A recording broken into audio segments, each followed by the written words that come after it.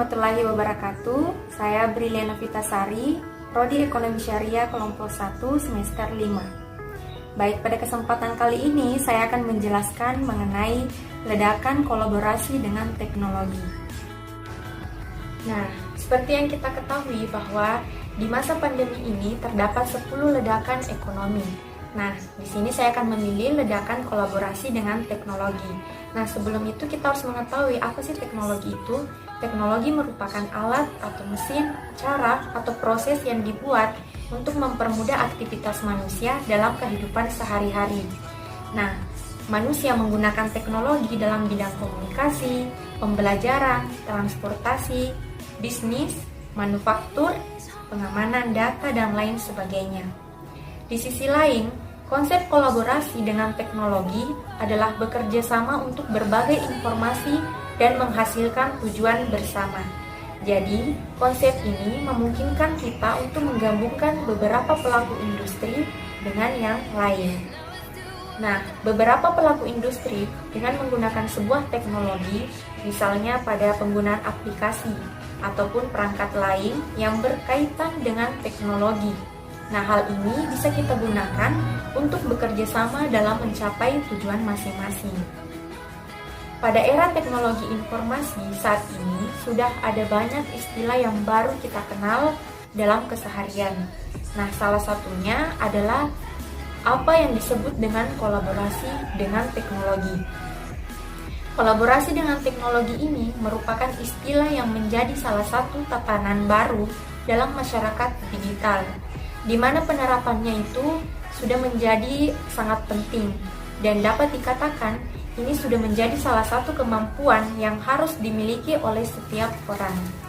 Keberadaan teknologi ini telah mempengaruhi masyarakat, baik di lingkungan, di sekitarnya, mulai dari orang tua hingga anak-anak yang sudah mampu menggunakan teknologi. Hal ini bisa dilihat dari aspek kehidupan sehari-hari mereka yang sudah mampu menggunakan gadget mulai dari usia anak-anak sampai usia dengan lansia. Nah, dengan adanya teknologi ini sudah mampu mempermudah banyak orang untuk melakukan aktivitasnya dengan lebih cepat. Banyak dari kita saat ini mungkin sudah tidak asing lagi dengan segala sesuatu yang berbau online. Baik dari belanja online, transportasi online, bahkan belajar pun dengan cara online. Nah, ini semua merupakan salah satu perubahan dalam penerapan kolaborasi masyarakat digital. Nah, kolaborasi dengan teknologi sendiri merupakan secara konsep dapat diartikan sebagai suatu kerjasama yang baik untuk berbagi informasi dan mampu menghasilkan tujuan bersama. Jadi, konsep ini memungkinkan untuk menggabungkan beberapa industri sekaligus dengan menggunakan teknologi yang canggih. Nah, beberapa pelaku industri dengan menggunakan sebuah teknologi, misalnya aplikasi ataupun perangkat lain yang sudah berkaitan dengan teknologi. Nah, hal ini bisa digunakan untuk bekerja sama dalam mencapai tujuan masing-masing. Dalam konsep kolaborasi dengan teknologi di era digital saat ini sudah banyak bermunculan perangkat lunak ataupun biasa disebut dengan platform yang bisa digunakan sebagai media. Nah, ini bisa dilakukan dalam kolaborasi dalam masyarakat berdigital. Adapun beberapa contoh perangkat lunak ataupun platform yang biasa digunakan dalam teknologi kolaborasi ini. Nah, diantaranya yang pertama ada yang disebut dengan aplikasi rapat online. Aplikasi rapat online ini umumnya mampu berjalan di berbagai perangkat, baik itu di komputer, di seluler, ataupun di berbasis web yang diakses melalui internet menggunakan browser. Nah, selain itu, aplikasi rapat online ini juga perlu memiliki sistem keamanan yang baik agar kerahasiaannya dan juga privasi pengguna dapat tetap terjaga. Nah, beberapa contoh software yang sudah digunakan sebagai aplikasi rapat online termasuk Zoom, Google Meet, Kiswo Webex, Skype, dan FaceTime. Nah, beberapa aplikasi ini sangat mempermudah kita dalam melakukan rapat online dimanapun dan kapanpun kita berada. Kemudian yang kedua, ada yang disebut aplikasi pengirim pesan atau instant messenger. Nah, saat ini kita sudah bekerja dengan sebuah tim. Tentunya kita membutuhkan cara untuk saling berkomunikasi dengan sesama anggota tim tersebut. Tidak hanya melalui rapat online, tetapi juga melalui pesan singkat. Pesan-pesan ini dapat dikirim melalui obrolan grup atau secara langsung dalam tim untuk menampung pesan-pesan yang akan dikirimkan. Nah, pesan itu tentunya kita sangat butuhkan dengan menggunakan aplikasi. Aplikasi ini tentunya diperoleh oleh adanya teknologi. Nah, dalam hal ini kita membutuhkan sebuah perangkat atau platform. Saat ini, siapa yang sudah tidak kenal dengan aplikasi WA, Line, ataupun Telegram? Semua aplikasi tersebut sudah mampu menjadi aplikasi pengirim pesan yang paling banyak digunakan di negara Indonesia ini. Kemudian yang ketiga, ada yang disebut dengan aplikasi pengelola email. Nah, seperti namanya, aplikasi pengelola email digunakan untuk menerima, membaca, mengirim, dan juga mengelola email. Nah, aplikasi ini secara tidak langsung akan memberikan kenyamanan bagi para penggunanya. Beberapa aplikasi pengelola email ini mengizinkan pengguna untuk menerima, membaca, dan mengelola email dari beberapa alamat email yang berbeda. Nah, saat ini aplikasi pengelola email ini sudah dikenal dengan banyak negara dan juga mampu digunakan diantaranya seperti Mailbird, Hiri, Opera Mail, Mozilla Thunderbird, dan Microsoft Outlook. Nah, yang keempat, ada yang dikatakan dengan perangkat lunak desain. Tentunya kata desain ini merupakan kata yang sudah tidak asing lagi. Aplikasi perangkat lunak desain ini sudah banyak sekali digunakan, baik dalam penggunaan aplikasi ini sudah menggunakan konsep kolaborasi dengan teknologi, di mana pengguna mampu melakukan kolaborasi dengan cara menangani sebuah pekerjaan secara bersama-sama.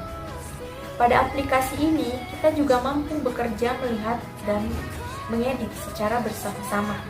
Aplikasi yang digunakan dalam kolaborasi perangkat lunak desain adalah seperti Adobe Creative Cloud. Ini merupakan salah satu perangkat aplikasi layanan dari Adobe in Chrome yang sudah mampu memberikan penggunaan akses ke berbagai perangkat lunak yang digunakan dan juga untuk secara mendesain grafis, pengeditan video, pengembangan web, fotografi, dan juga lain sebagainya, dan itu bisa digunakan secara bersama-sama. Nah, selanjutnya yang kelima disebut dengan perangkat lunak dokumen. Saat ini kita sudah bekerja dalam tim. Ada kalanya kita perlu mengerjakan dokumen yang akan diselesaikan dengan secara bersama. Misalnya, seperti siswa yang diberikan tugas untuk membuat sebuah laporan berkelompok. Nah, dalam hal ini, anggota kelompok tersebut akan bekerja dan melengkapi beberapa bagian, lalu menggabungkan karyanya menjadi laporan akhir. Saat ini sudah banyak software yang sudah kita kenal, yang sudah mampu digunakan untuk membuat dokumen secara kolaboratif. Nah, beberapa aplikasi itu termasuk Google Docs, Office Online, Etherpad, dan juga ada yang dikatakan dengan Zoho. Nah, yang keenam yaitu software tools. Software tools ini merupakan aplikasi yang banyak sekali pengembangannya. Software yang bersifat open source yang secara kolaboratif dilengkapi dengan para pengembangan. Nah, karena itu, pengembang perlu membagikan pekerjaan yang sudah selesai, lalu diposting ulang oleh sebuah pengembang lainnya. Hal ini sudah sama terjadi pada saat sedang mengerjakan proyek, kemudian proyek tersebut akan dikembangkan dalam perangkat lunak, dan ini sudah menjadi kolaborasi dengan anggota tim. Nah, disinilah kita membutuhkan aplikasi untuk berbagai media yang diperlukan dalam berbagi kepada rekan kita, dan juga ada beberapa banyak layanan yang disediakan baik itu di luar sana maupun di berbagai tempat yang sudah menempatkan perangkat lunak dan sudah dikembangkan untuk diteruskan kepada pihak lain. Nah, contoh aplikasinya bisa kita lihat seperti GitHub, Bitbucket, GitLab, dan Phobos. Kemudian yang ketujuh, ada belanja online. Nah, tentunya belanja online ini sudah tidak asing lagi dikenal di tengah masyarakat. Belanja online ini kita dapat memesan suatu barang, kemudian kita bisa membayarnya melalui ATM, ataupun kita bisa membayar dengan COD, atau disebut dengan cash of delivery. Nah, jasa pengiriman barang ini tentu disediakan oleh berbagai aplikasi tersebut. Dengan belanja online, cakupan penjual yang mereka bisa jangkau untuk mereka membeli sesuatu bisa menjadi lebih luas. Nah, jika belanja langsung itu kita bisa membeli di toko yang terdekat, namun itu biasa disebut dengan dalam suatu area yang kecil. Tapi dengan ketika belanja online, kita bisa membeli di toko yang sudah ada, yang sudah disediakan di seluruh Indonesia. Bahkan pun dari luar negeri kita sudah mampu berbelanja online. Dengan cara membeli tiket pesawat, itu tidak digunakan lagi, karena sekarang kita sudah bisa menggunakan dengan aplikasi. Nah, dimanapun kita berada, kita mampu menjangkau pelanggan yang cukup cakupannya lebih luas daripada belanja langsung. Nah, para penjual pun juga bisa mengurangi biaya operasional mereka, karena mereka tidak perlu menyewa tempat lagi untuk berjualan jika mereka ingin berbisnis. Nah, ada pun banyak aplikasi di situs berbelanja online yang sering kita jumpai di Indonesia saat ini. Nah, masyarakat tentunya juga sering menggunakan aplikasi ini untuk berjualan dan juga untuk membeli perlengkapan yang mereka butuhkan, baik itu yang berupa dari hal yang kecil maupun dari hal yang besar. Tentu juga harga dari belanja online ini sangat berbeda dengan belanja secara langsung, karena terkadang dalam belanja online ini kita disediakan oleh berbagai diskon-diskon ataupun voucher yang tersedia. Nah, dari aplikasi ini kita sudah mengetahui bahwa teknologi saat ini sudah mampu menjalankan dengan berbagai kecanggihan di dalamnya.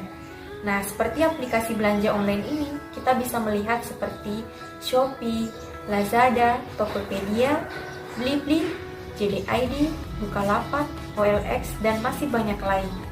Nah, teknologi dalam aplikasi ini sudah disediakan oleh berbagai fitur-fitur yang modern dan kita sudah mampu menggunakannya dengan cara mudah.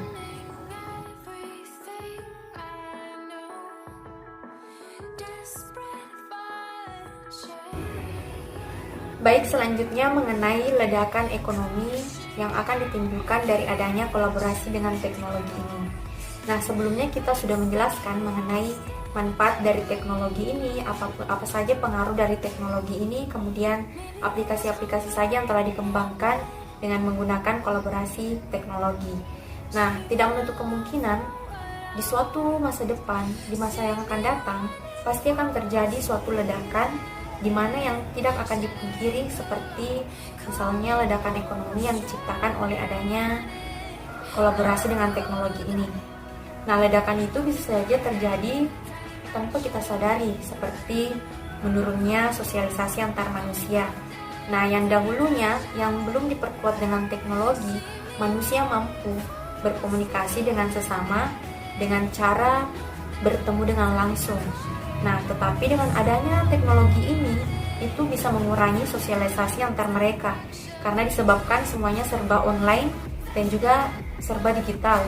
Mereka bisa saja bersosialisasi atau berkomunikasi menggunakan beberapa fitur di WhatsApp, Facebook, Instagram, dan lain sebagainya. Nah, hal inilah yang mampu mengurangi komunikasi sesama. Karena disebabkan adanya teknologi yang canggih, maka semuanya akan dijalankan berdasarkan digital. Kemudian ada pun yang kedua, seperti teknologi dapat menggantikan peran manusia. Ini merupakan salah satu ledakan yang mampu dijadikan sebagai pengganti dalam peran manusia ini.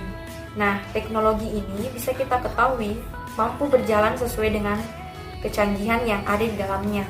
Nah, namun ada kala manusia di sini, peran manusia akan digantikan oleh adanya teknologi ini. Seperti kita lihat dalam dunia perbankan, yang dahulunya kita membuka rekening dengan cara mengunjungi langsung cabang pada bank tersebut. Nah, pada saat sekarang kita mampu menjalankan atau membuka rekening tersebut dengan cara online. Semuanya telah disediakan dalam fitur online dalam sebuah aplikasi yang telah tersedia. Nah, aplikasi ini didorong oleh kemajuan teknologi yang begitu pesat. Nah, dalam hal ini tentu akan mengakibatkan pada berkurangnya tenaga kerja. Berkurangnya tenaga kerja akan mampu berpengaruh pada kurangnya pendapatan dalam dunia usaha ini. Misalnya, pendapatan masyarakat berkurang dikarenakan mereka tidak bekerja lagi di dalam kantor karena semuanya berjalan secara online. Mereka mampu digantikan oleh beberapa teknologi yang canggih. Nah, dengan hal tersebut, itu mampu mengurangi pendapatan dalam perekonomian masyarakat. Nah, seperti itulah ledakan yang akan kita hadapi suatu saat nanti ketika teknologi ini sudah mampu menggantikan peran manusia. Baik, itulah tadi penjelasan mengenai ledakan ekonomi kolaborasi dengan teknologi.